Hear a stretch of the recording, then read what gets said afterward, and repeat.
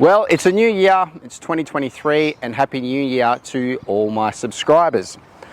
I hope 2023 is going to be absolutely amazing for you, just as amazing it is going to be for me with all the changes that are going to happen here at Murdoch Pines.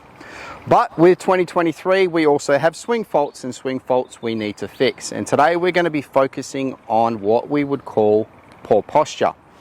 And one of the most common poor postures that we would see in a golf setup is what we would call a C posture. And a C posture means we have a lot of curvature at the top of our spine in our setup. And we see this quite often because people are trying to get down to the golf ball and don't understand how to get their body into what I would call a dynamic position. So it's very, very important that we start to get our body into that position. Some of the faults that we see from C posture would be pulled shots and slices and all that sorts of things, but is a visual representation of things that do go wrong with C posture.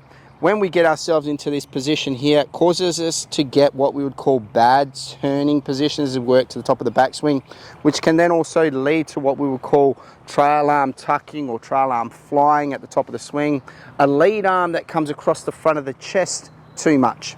We even sometimes see a lead arm that starts off really low and then gets really high because we're trying to create some sort of angle of attack down to the golf ball as we're coming down into impact. So C posture has a lot of bad effects on the overall aspects of the golf swing. It can also cause what we would call upper back injuries. So we want to remove that C posture as much as we possibly can. And like I said, C posture simply means we're getting a lot of curvature through the top sections of our spine. Now, you don't see anyone on tour with that sort of setup. So it's very, very important that we start to change that look and become more athletic and more dynamic. So what is what we would call a good posture? Now, if we were to demonstrate the C posture again, what you'll generally start to see is if we're using our belt buckle as a little bit of a guide, it's pointing level or parallel to the ground too much. And to get ourselves into a more effective posture and to remove that C posture, what we would want to feel is that the belt buckle is more pointing down towards the ground.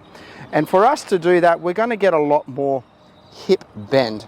And we're trying to keep the upper back as straight as we possibly can. We also want to feel like we're trying to pull our shoulder blades back as much as we can. So some good exercises to do are what I would call those reverse flies, so you can strengthen the upper section of your back and start to open up the chest as much as you possibly can.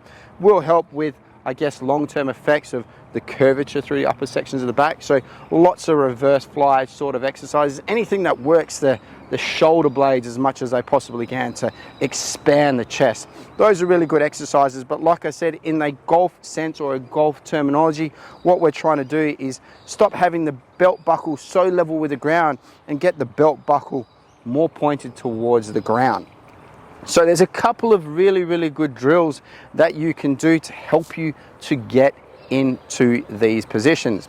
Now, number one, and one of the most common ones that I like to use with a lot of my students, is to grab a golf shaft, and I want you to put it just underneath your butt cheeks in your setup, get into a nice tall position, and what I want you to do is I want you to push that stick back. When we push that stick back using our pelvis, it starts to get that belt buckle pointing to the ground in our setup. The only thing that I want you to make sure that you do is make sure that when you get yourself into this position, that the pressure is on the balls of our feet in our setup. If we can get ourselves into that position, well, you can see straight away there, my back is much, much straighter through the upper torso. We can take our setup and we can get ourselves into a much more dynamic, much more athletic position. Good swing from a good posture. Another really good one that I like to use with students, if that sometimes doesn't work, is to grab my golf club. You're going to grip it halfway down your shaft. You're going to pinch it into what I would call your pelvis area. Don't stick it into your groin, it might hurt. Then from there, take your grip and I want you to push that back. I want you to grab that shaft and I want you to push into your pelvis. And again there, it sets ourselves into a position where that belt buckle again is pointing towards the ground. Another great way of trying to find that position. Again, from there, we just put the club down on the ground, take our grip, and have a swing. What do you know? 2 from 2. And probably the third one, which is probably more the uncommon one that I try with my students, is just to simply walk them through the process of trying to get themselves into an effective posture position overall. And all I want you to simply do here is stand up nice and tall, take your grip like you normally would, get that shaft parallel to the ground, keep the upper torso nice and tall. From there, don't curve your back backwards, because that's going to create another issue.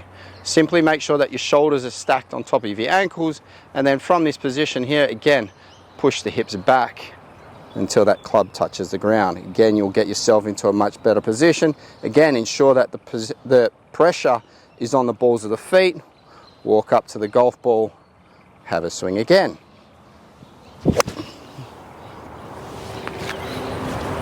Nice flight from that one as well.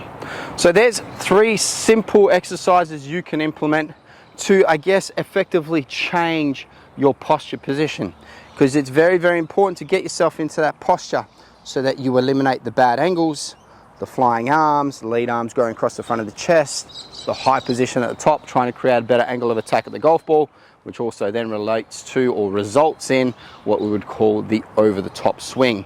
Something so early in the piece, like I said, can have a massive effect on the whole problems in your golf swing. So, get your camera, stick it from down the line, film yourself, look for that posture fault. I generally see this posture fault quite often, and it's one of the things that I usually attack first and foremost, because if I can fix that, we start to fix other issues. So like I said, get the camera, film yourself. If you see it, fix it, use one of those 3 drills to help you, and I'm sure you'll start to find that you make much, much better contact with the ball. Anyway, guys, hope that one helps. Make sure you like, subscribe, give it a thumbs up. Make sure you stick around on this channel to see what's going to be happening here at Murdoch Pines.